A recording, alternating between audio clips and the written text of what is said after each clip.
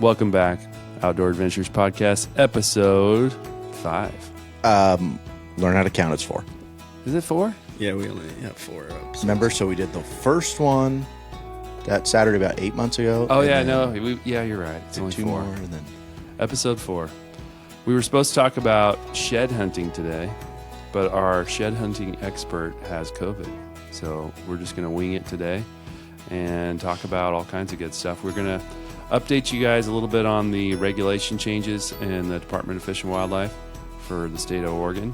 And if you have questions and you're listening to the podcast and you like the podcast or you have a topic you want us to talk about, you can email us at oapcrewquestions@gmail.com.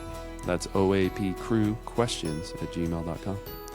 So I've got Dylan Williams and John Gaderos from West Slope Outdoors with me, and we got a 3-pack going today, just the 3 of us. So the content is going to be very riveting. We had a great banter before we hit the record button, and now we're ready to talk.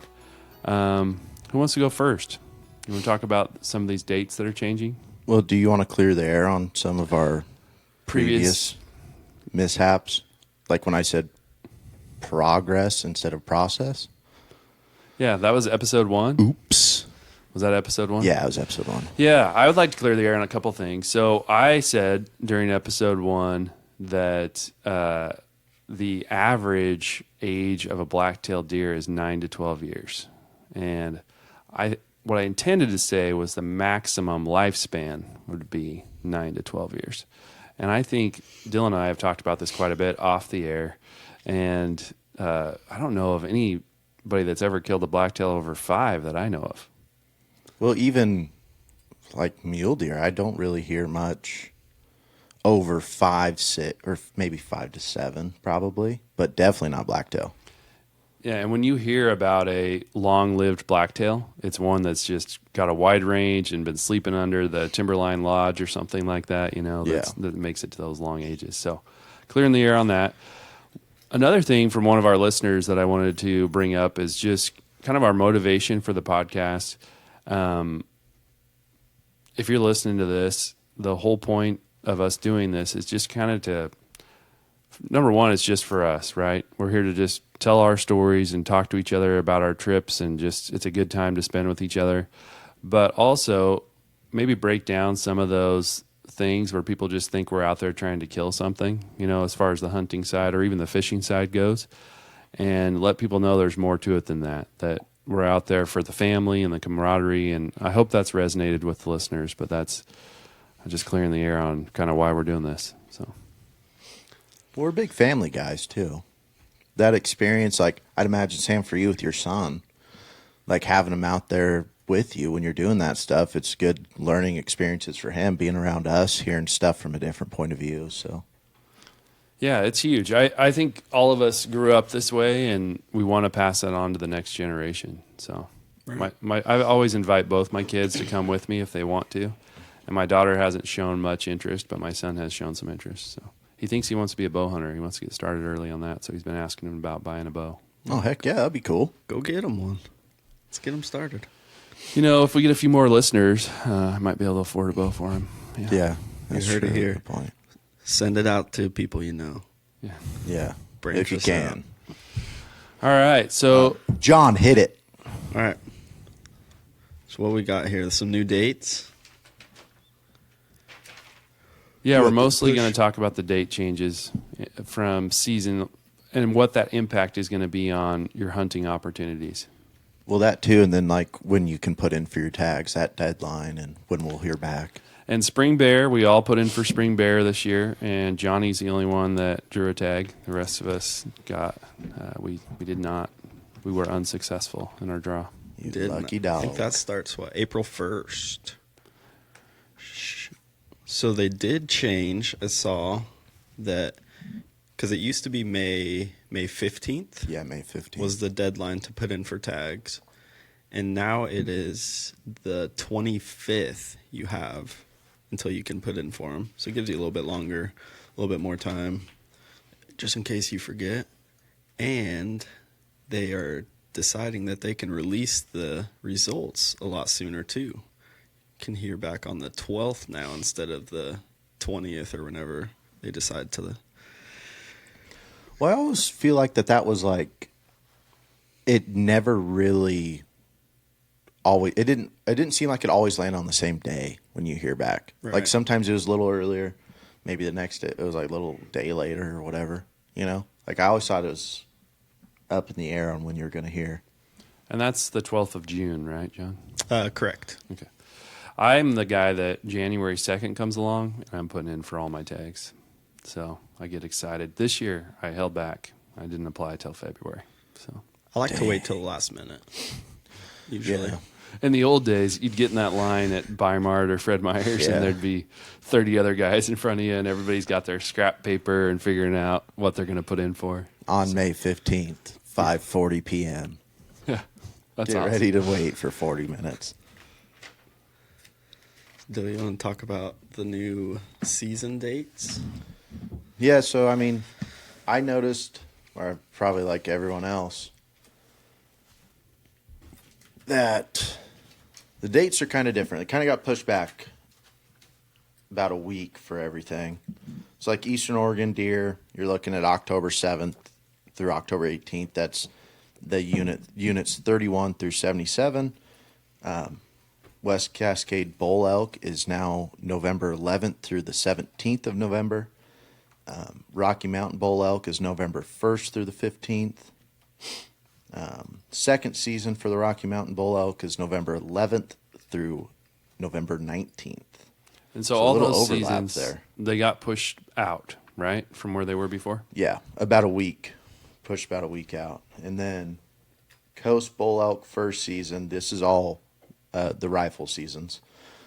November 18th through November 21st. The second season for Coast is November 25th through December 1st. And then the South Coast Controlled Bull Elk is the 18th of November through the 22nd and November 25th through December 3rd. And what do you think the impact of these seasons, starting a little later, ending a little later, is going to be on success rates? Well, I think, especially in Eastern Oregon, it's been hot over there. I don't know if it's going to make a huge difference being pushed back a week. I'm not really sure. I know we've been into some weather somewhat early into the years every once in a while, but like, shoot, last year it was hot over there. I remember that because we went over to one of the units we hunted, took my grandma over there, and it was you're wearing a short sleeve t-shirt every day.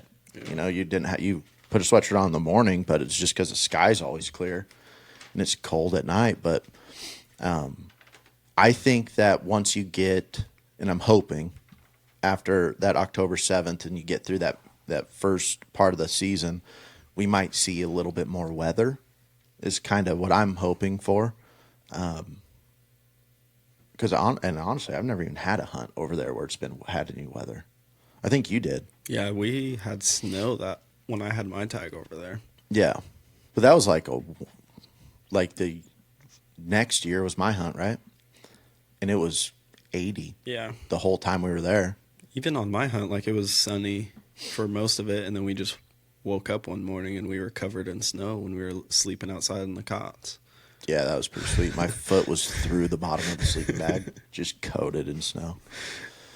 Oh, that's sweet. And then I know that Western Oregon General Season Tag for rifle is now October 2nd through November 1st. Is that right? 7th. October 7th through November 1st. November 10th. 10th. Hey, I'm just going to sign off. But that there, too, for that hunt, I'm going to predict that those rifle hunters for that general season are going to see a good chunk of that rut action. It's already been the last 2 or 3 years ready towards the end of the rifle tags. I feel like, Yeah. I don't know if it's weather patterns or what, but it seems like blacktail have gotten ruddy faster than they had previously. And other years, the last few, I've noticed. And so, yeah, you add that extra week on the backside, I got to think there's a lot of rut opportunities. I would think blacktail number success would go up.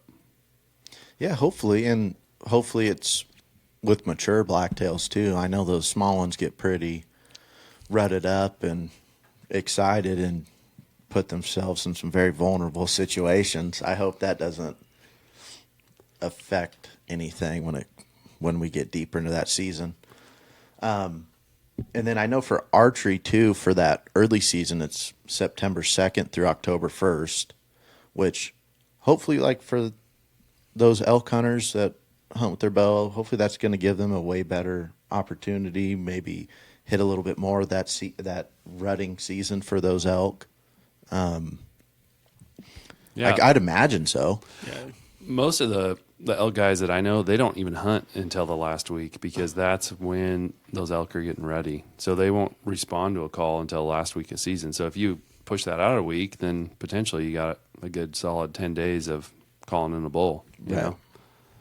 know? What about the general season for archery? For deer? Yeah, like the second season. Oh, like late season? Yeah. I think it's looks like November 25th to December 17th. Oh, wow, that's later. That's really late. It is. Yeah. That'll be nice, too. That's also going to suck, though, because that's going to be pretty cold. Well, yeah, and I imagine you're going to probably get the real tail end of the rut. Like, you probably got that first weekend, possibly that first week of pretty decent hunting. I mean, it also just depends on what the deer are doing at that point, right? Like, if maybe the rut's going to be a little later this year. Who knows? But you might see more of just like a tail end rut action that it might really die down after, I don't know, a couple weeks of doing that. I'm just hoping we get some better weather than we had this last year. This last rifle season was rough. Yeah, it was like living in Arizona. They kill some big bucks and elk in Arizona. Yeah, but Yeah, but we didn't do that. Okay, the weather was like Arizona. Sorry, Sam. Yeah. everything's still open in Arizona because it's always hot. Everything gets closed down here, so fire danger and Yeah. stuff. Yeah, we've had some weird weather in general this winter. I mean, we just got through a little snowy patch, and it was about 40 degrees this morning and windy, and I was flying all over the road on the way here. So, Well, and it was way warmer like 2 weeks ago. right. And then all of a sudden, cold front hits, and we got snow the next day. It's like, what the heck's going on? But what about, I'm interested about like some of those, can you find like the Eastern Oregon muzzleloader?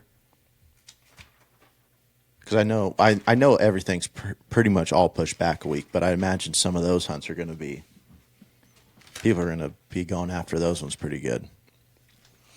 So it looks like a lot of those start like October 21st, go till the 29th. Yeah. so you get an 8-day hunt. Yeah. Which that'll be pretty good during that time of the year. Should be pretty good over there. You guys have been on how many muzzleloader hunts? Your dad has had it a few times, Yeah, my dad loves doing that hunt. He tries to get it every year that he can. and he had it in Eastern Oregon once, and they noticed some red activity. It was probably a week earlier in this one, Right.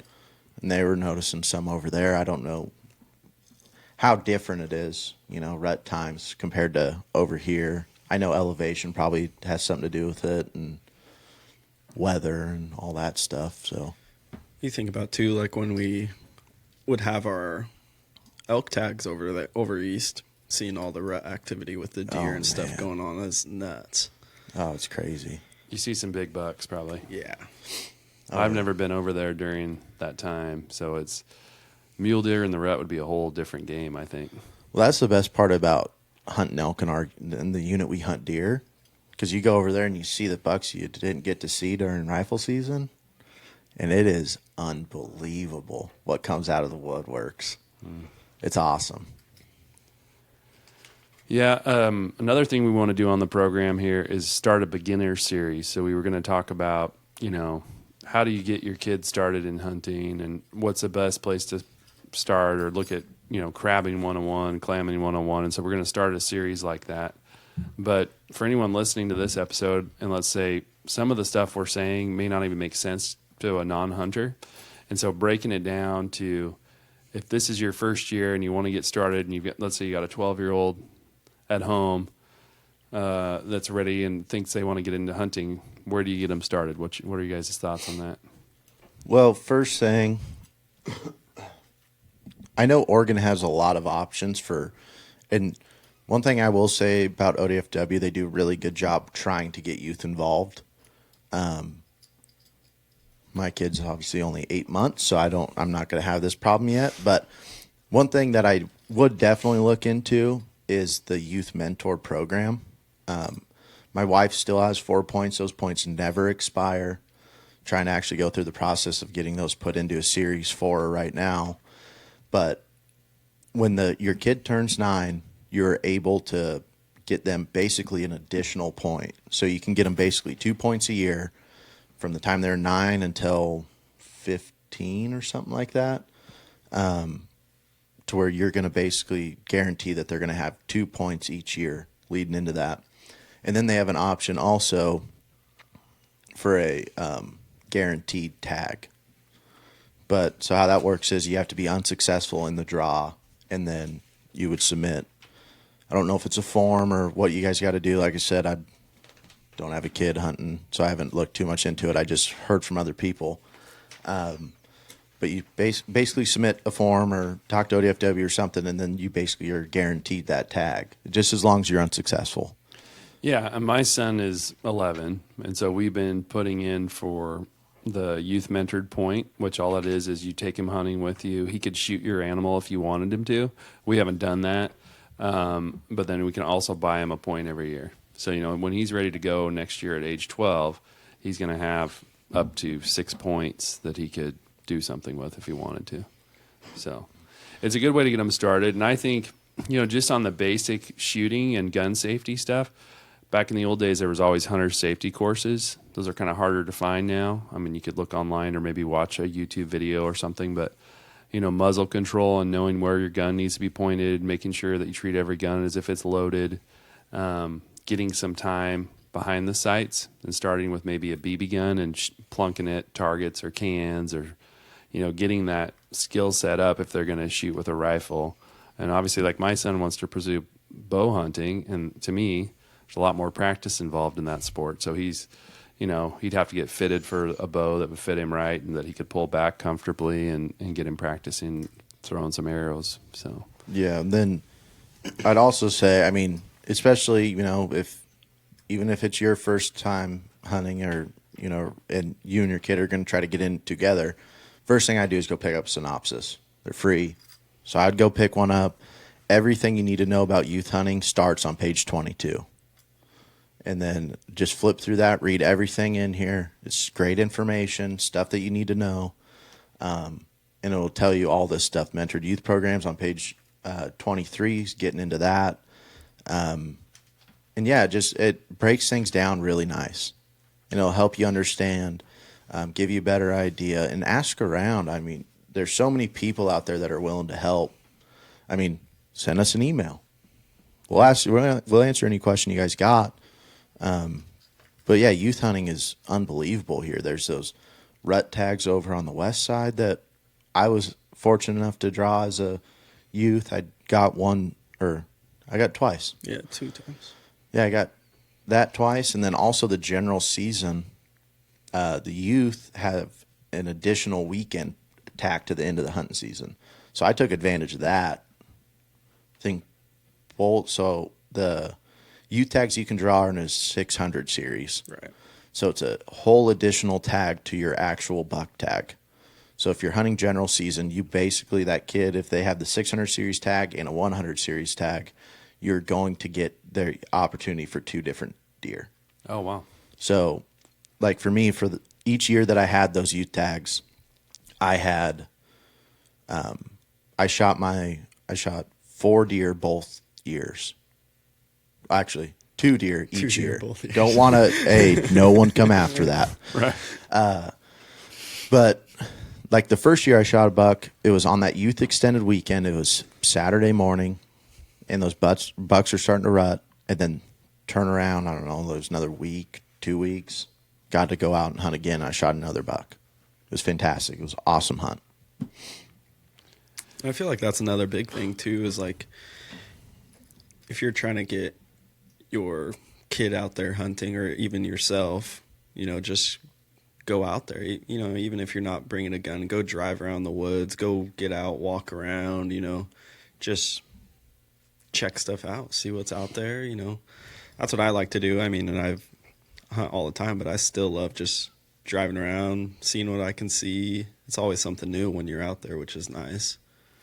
Yeah, and that's another thing that came up feedback-wise out of our first episode is we talked about road hunting and we talked about beating the brush, but we didn't really define what that is. And so a lot of people grew up road hunting, which is just you're getting in the pickup, you're driving old county roads, or you're way out, on Weyerhaeuser ground or wherever, and you're driving those roads and looking for animals. And kind of, I think what we alluded to is that's, if you happen to see an animal that way, great. And, obviously you've got to get out of your vehicle and get, that's another thing that's confusing in the regulations. I've heard as long as you're, out of your vehicle, you can shoot as long as it's not across a road or on a main road or whatever. I've also heard you have to get your feet off of the road. So that's something that's always kind of debated. But so that's what my vision of what road hunting is. And then beating the brush is typically, you're driving to a destination and then getting out and going out however far you have to get out. And like Kyler talked about, wilderness hunts. So that's, he's hiking in and sleeping in wherever he ends up and hiking hard every day. And I've never done what I would consider a wilderness hunt. Like we always have a base camp and then we go out from there. But we've been on some times where like you were covering a lot of miles. Like I'm not a guy that tracks his steps, but I got to think, there's days where you're going 10 to 20 miles in a day, I would think. Yeah, I think so. I mean, I know around here in Western Oregon, John and I do a lot of hunting together. And we hunt, timber ground, and a lot of the places we go, the gate's closed, but walk-in access. So we do a lot of walk-ins, stuff like that, but we're hunting off of you could kind of call it road hunting in a way, because we're basically walking the road, and we'll glass clear cuts. We'll sometimes do a walk through timber. Just depends on the situation and time of year, weather, all that kind of stuff comes in factor. But also in Western Oregon, be prepared if you're just starting to hunt to get wet. Just be prepared. Get the best rain gear that you can possibly afford, and bundle up, be warm, be comfortable, because as soon as you get out of the vehicle to start walking, you're immediately wet. And definitely get good boots. Something insulated, something waterproof, something to keep your freaking feet warm, because I can't tell you how many times John and I've walked in and I've went, I don't need boots, I'll just wear Romeos. And it's the worst mistake I've ever made. Or when Sam showed up and he forgot his boots and all he had was a pair of Skechers, and we went probably 8 miles that day. Yeah, my feet were soaked. But it was one of those things where you show up for the hunt and you're underprepared. You're not going to mess up the whole day, right? So I just went for it, and my boots were sitting at home, like on the kitchen counter or something. Once I got home that day. Is that when he was wearing his snow bibs too? The snow camo. I think that was the next. Yeah, I don't think that was that time. Yeah, I bow hunting, and he showed up in snow bibs.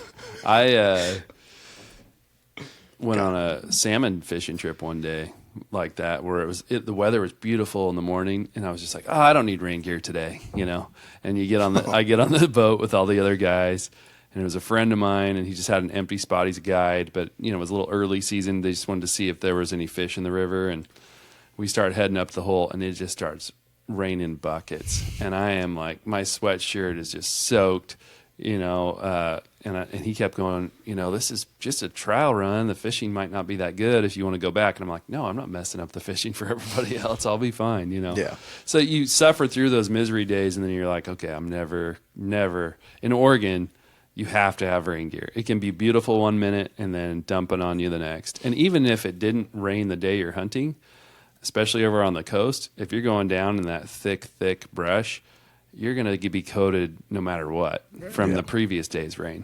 So, Oh, yeah. Well, then also, too, just to touch a little bit more on the road hunting and beating the brush. Road hunting, we road hunt a lot, especially in Western Oregon. It's just so thick and brushy in some spots. It's like, I know a lot of people do it. A lot of people are very successful doing it that way, which is great. So if that's something you want to do it. But when we road hunt, a lot of the times we get in the pickup and we just kind of go from clear cut to clear cut. We'll just glass and then keep going. Next clear cut, glass some more until we start picking deer out. Then you make a play on them from there. But it's just also a way for us just to stay warm and dry until that moment we pull the trigger and we have to go to work. Yeah, I think also if you're getting started and you want to take your kid out hunting, parking at one of those gates, Starker gives out permits to hunt their ground, and they'll show you the maps and where to go. And they want some of those deer thinned out so that they're not eating all their new plant timber, and that's a safe way to do it. You're not going to get lost. You're walking on a road typically.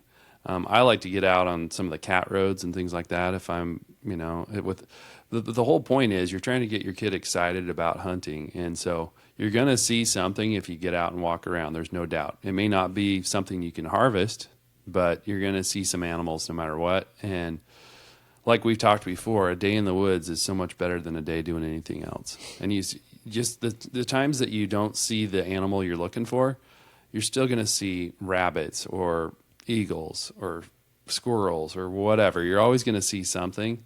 And the whole point is trying to get your kid excited about, just being outside. Yeah. Yeah, and just like building those memories together too, like, because that's the stuff that they'll remember forever. Like, oh yeah, I remember that first time you took me hunting and we saw this or we saw that. Like, yeah, maybe you didn't shoot a deer or anything, but you still have those memories that they'll never go away.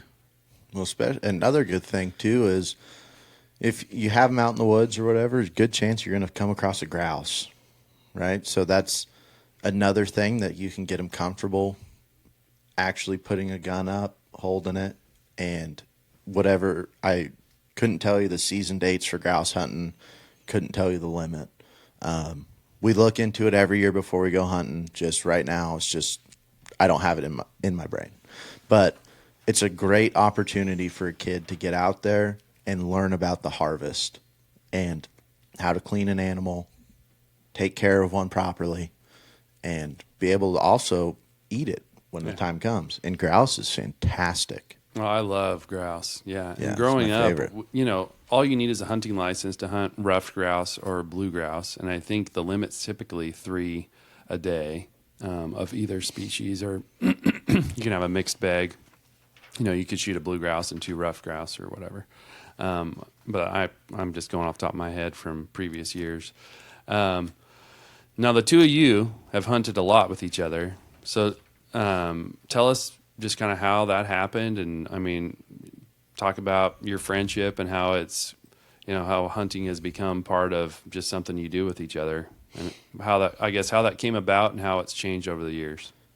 Well, it originally started with baseball. Yeah, I was about to say, right? we didn't start hunting together till like quite a while into our friendship, really. Yeah, because, we didn't. Our first hunt, I was probably a sophomore in high school. Yeah, I think so. And that was just an Eastern or Western Oregon hunt. And it was kind of, if I remember right, it was kind of you and your dad's kind of first experience being into some of that area. Yeah. Where we hunt. So it was pretty cool because now I'm excited I get to take my best friend to some of my favorite spots, So we went up there, we had some great moments, great laughs, and if I remember, I don't know if that was the year that you killed that 3-point. I think it was. That was one of our first hunts together, was when I had that youth late season tag and we went up there and filled it. Man, that was fun. But then we started. John bought a bow, and then I don't know, probably 2 weeks later, I bought a bow. And then that's kind of how our friendship kind of progressed. We turned more into brothers than friends. So like John bought a house. Oh, he bought a house. I'm buying a house. Next month, I bought a house, and then I got engaged, married. John's engaged. you know? So we always gone back and forth like that. But once we started bow hunting, we freaking fell in love with it. We were going over east all the time. We did a awesome 2-week hunting trip in Eastern Oregon. We each shot a deer. It was the funnest trip I've ever been on by far. And I've got to go on some very cool experiences, but that one alone, I always end up thinking about it. And that was archery over there? Yep, archery. I think we had deer and elk. We saw a herd of elk. Yeah. We had cows run across the road in front of us. It was right at dark. We were heading out. But yeah, it was that experience alone grew us way closer, because spending 2 weeks in the woods, no cell service, In a trailer. in a 30-foot camp trailer, 4 people, it is tight living. Yeah, the smells are The probably. smells. In the middle of summer when it's 100 degrees out Yeah. there. And Yeah, that archery hunting is fun, but the weather is definitely warm compared to fall hunting. Yeah, well, that's the benefit of having a trailer. You got air conditioning in that thing. There's no other way to do it. If you're going to be over there that's that hot, no better way than to have something with air conditioning. and a shower. Yes, very much so. And then I think kind of just from there, like, we've never not gone after that. Like, it just after John's youth hunt, that first year he shot that 3-point, we've never not hunted with each other. So every year after that, we just, like, he was just we were hunting buddies. That was the guy I was putting in tags with. That was just that was our thing after that. Yeah, and I think, for me, I always hunted with our uncles and my dad and my brothers and cousins. And, you'd go to a family reunion and all you wanted to talk about was what are we going to do next hunting season, So I'd sit down with your grandpa, my Uncle Billy, and I would be like, just talking about the hunt. Where are we going to put in? What are we going to do? What are we going to eat? What's the strategy? And it was and I mean, Dylan, you and I have done this a few times too. We always have these elaborate plans of we're going to put tree stands there next year, and we saw all these bucks, and we're going to be ready. And we very rarely actually do it. I explained to my son after this last hunting season that what gets said in hunting camp isn't what actually happens in the real world. Like, there's some things that we all get like, this is going to be our new life, and we're going to build that cabin out there, and we're all going to go in on this piece of ground together and buy all these acres. And we still haven't got around to that yet. Well, it's like the Williams curse, kind of. We always say something that we're going to do, and then 5 months goes by, and we don't even remember saying it, But, like, even for John, like, he just kind of became a part of the family. He's been on almost all of your guys' hunts over there. Like, he went on yours, Sam, and then Uncle Charlie and Grandpa Billy. Did they have tags? Yeah. Oh, yeah, that was the same That year. was the same but year, yeah, yeah. but, like, John's always been with us. It's just an extension to it. Oh, yeah. And what's amazing about John is, he'll do anything you want him to do. So if you shoot a coyote, John, and you want to do something with a hide, John's the first one cutting into that thing. I mean, John does whatever he's asked to do, and he's a humble guy, but also very willing to, he's worked with my son, showed him how to shoot and do some different things, and so is your dad, John. So, I mean, it's great having those guys in camp. Well, and then also being around that our older group of people in the Williams family over there hunting. Like my dad always has taught me just about everything I know, but like when you get to hear some of the same stuff that he's already said in a different way, and it's going to maybe shed a little bit more light on that situation from some of those other people, it always sticks to me in those moments. And John's taught me a lot too, like about hunting, glassing, how we move, shooting, everything. Well, and you're in different environments. So I remember your dad teaching me how to drive in the snow. So I'd never driven in the snow. We don't get that much snow. But when you're out in the mountains at a higher elevation, you're going to bump into some snow once in a while. And so he was just showing us, and it was me and I think our cousin Russell and my brother, and he was just teaching us all like how to, not slam on our brakes immediately or step on the gas super hard and, just the basic stuff. But we were young and we were like little sponges. And I still think about that. Like when I'm driving in the snow now, I'm like, okay, what did your cousin Jason say? And I think that's like one of the great things too about hunting and like going to, camp and stuff like that is it's always so much more than just hunting. Like it's life lessons, like everything. Like you never know what's going to happen or what you're going to learn or anything like that. Yeah. Well, especially going back to my dad about the driving thing, talk about Dale Earnhardt, right? Behind the steering wheel. That dude can drive in any condition and just figure it out. It's pretty impressive, I will say. Well, and your term for that, I remember we went on a trip for his birthday, and you're like, it's about to get a little western. Yeah. Oh, yeah. We're pulling a trailer and about a foot of just ice-covered snow, trying to go up to our favorite spot. And we were going to shed hunt, but the sheds were probably 2 feet under snow. Oh, man. That was a wet trip. Yeah. It was fun, though. We had a good time. That was a lot of fun. He asked me the other day, he's like, we're not going camping for my birthday? And I was like, well, we don't really want to go in the snow. Yeah. I think we need to push that out to May. Yeah, we'll do the May trip. I think when we planned it, though, I'm pretty sure he said, oh, no, there's not going to be any snow there. Yeah, well, I didn't even really anticipate there to be that much snow. Yeah. But it gets so cold in the mornings. Because, like, we were looking at the weather throughout, a couple months. No snow in the forecast, but it got so cold at night that even when it got up to 40 during the day, that snow never melted. Yeah. Yeah, our elk tent was like 7 inches of ice in the tent the entire time. And remember, we were all in Romeos and blue jeans, so talking about being underprepared for the weather. So nobody packed for the weather. No. So. Well, then we get up there. My dad goes, well, let's unhook the trailer. I'm going to go up there. I'm going to turn around. Okay. Next thing you know, we look up there, and he thought that what was a turnaround, because the snow was so deep, it was just driving down the bank into the into the nature. And as soon as he turned, I just remember hearing just him peeling. I look out there and I went, oh, this is going to be a day. It was a long day. You did a lot of digging.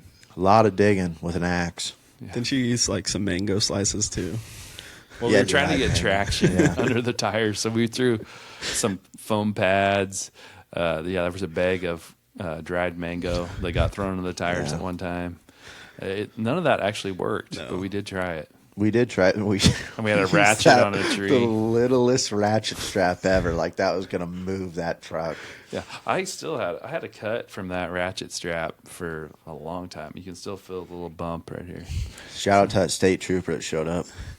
Yeah. Finally gave me a shovel about after an hour and a half.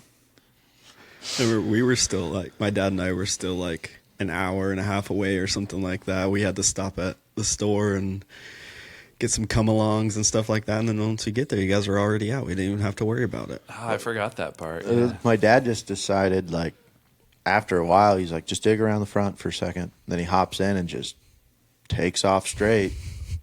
Does this loop around the tree, comes right back out, heads back down to the trailer.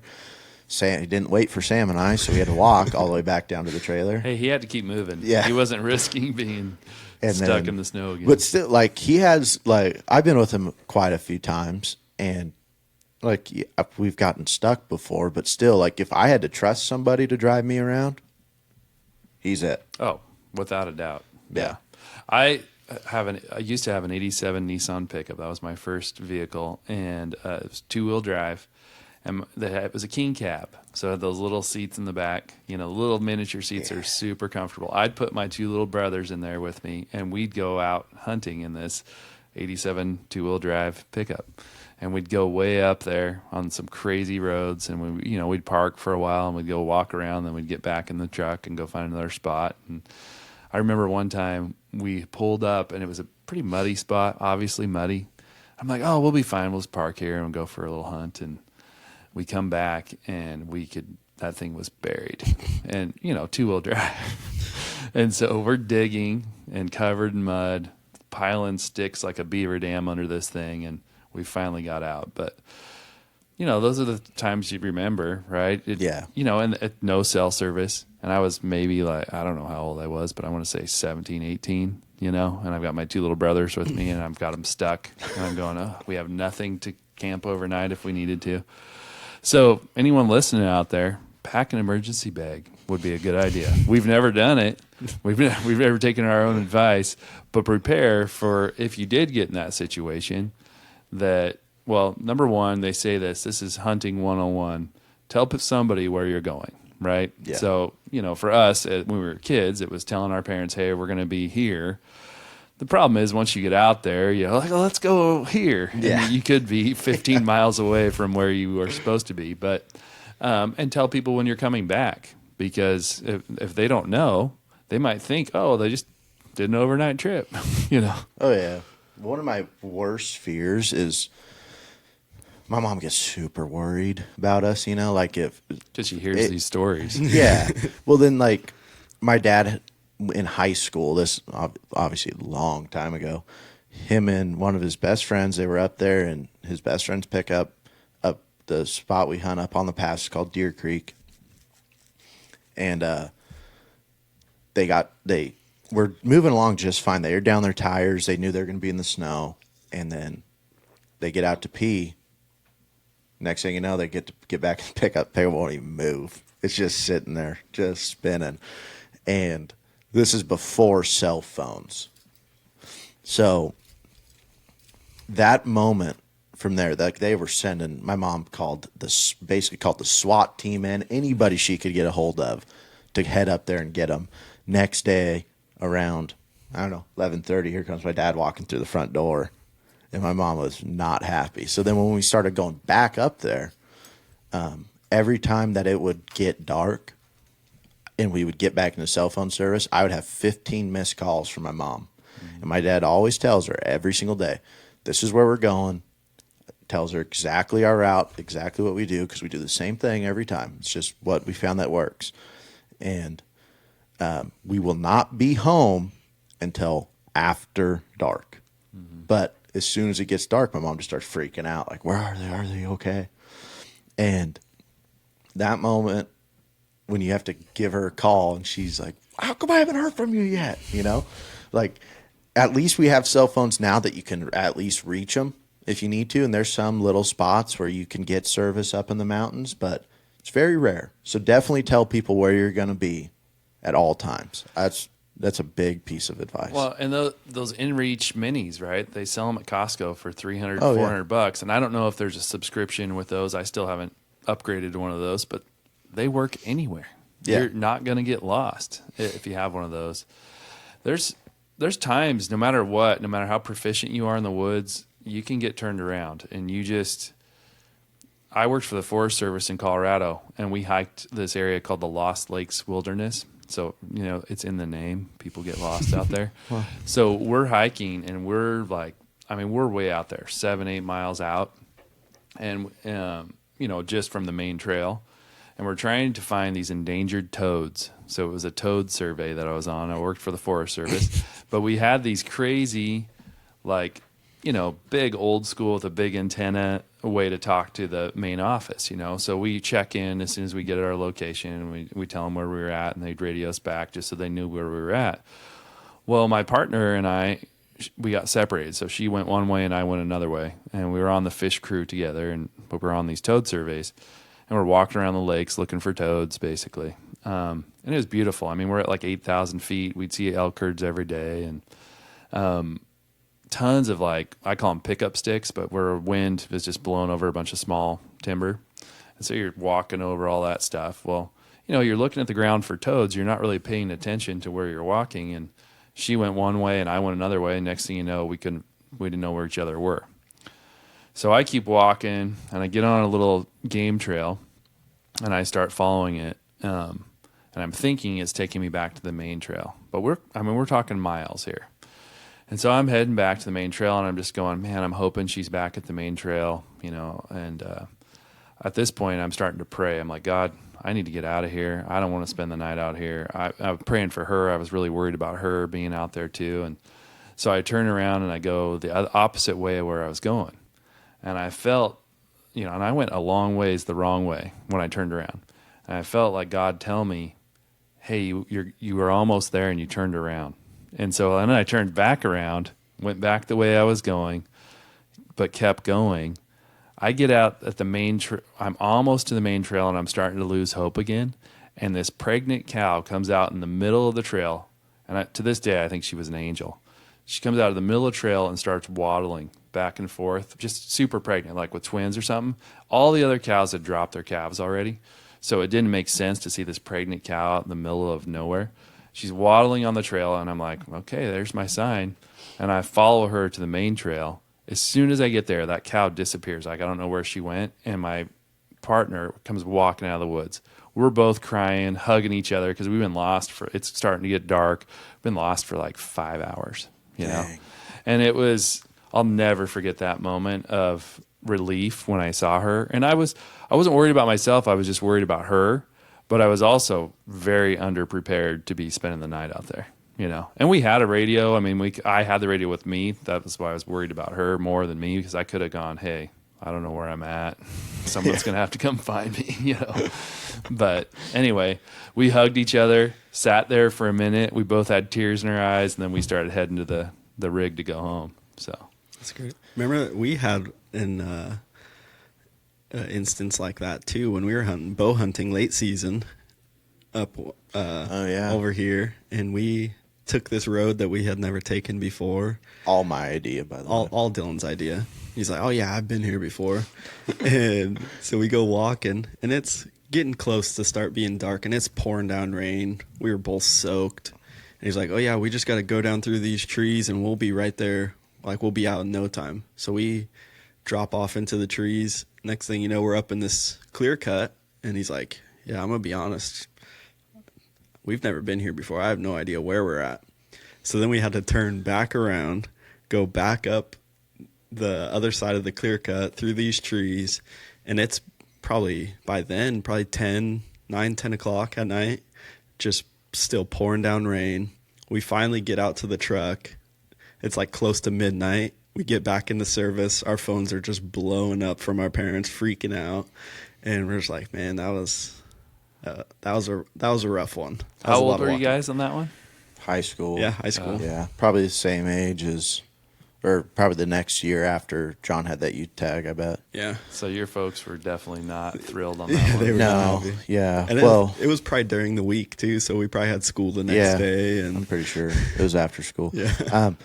But yeah, then the only benefit to here is, like over here, most of the places you go, not saying all of the places, but if you're on timber property, most of the time you're going to hit a road. Right. So That can be good or bad, though, right? Sometimes that road seems like, oh, I'm saved by this road, but then that could be a road to nowhere. Oh yeah, you could hit dead ends, but there's always a main line you'll get on, and you'll get out. It's just you don't know where you're going to go. So another awesome tool, obviously, the Onyx app. Yeah. You know, if you download your maps ahead of time, then really, I mean, I just got Onyx last year. Finally, I always did the free trial, you know, for 7 days, and then I'd start a new free trial. And but Kyler has been using one for a long time, and anyway, I always have confidence with him that I'm not going to get lost because he can show us exactly where we're at. Well, sometimes though he'll take you. No, this is the fastest way, but get your rock climbing gear on. All right, fellas, we're gonna have to wrap it up. Alrighty. It's good talking with you both. All right. You too. Yep. Thanks, Sam.